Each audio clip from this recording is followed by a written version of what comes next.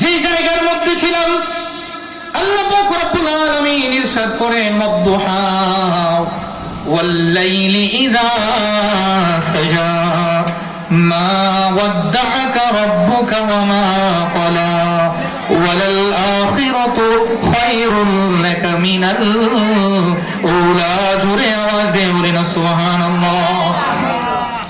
মক্কার কাফের কুরাইশরা বেদিন নাসারা বলতে লাগলো আল্লাহর রাসূল সাল্লাল্লাহু আলাইহি ওয়াসাল্লামকে আল্লাহ পাক রব্বুল আলামিন ছেড়ে দিয়েছেন, ত্যাগ করেছেন, বিচ্ছেদ করেছেন। আল্লাহর রাসূল সাল্লাল্লাহু আলাইহি ওয়াসাল্লাম মনের মধ্যে অনেক কষ্ট পেলেন, মনের মধ্যে অনেক শঙ্কা। অনেকে এই রকম ভাবে তাফসীর করে থাকে, অনেকে এই রকম ভাবে বলে থাকে এই যে কয়েকটা দিন ওহী বন্ধ থাকার কারণে আল্লাহর রাসূল সাল্লাল্লাহু আলাইহি ওয়াসাল্লাম উনি আত্মহত্যা করতে গিয়েছিলেন, পাহাড়ের চূড়ায় গিয়েছিলেন লাফ দেওয়ার জন্য, উনি সুইসাইড করার জন্য গিয়েছিলেন। জোরে আওয়াজ দিয়ে বলি নাউযুবিল্লাহ। এইরকম চিন্তা ভাবনা কখনো করা যাবে না।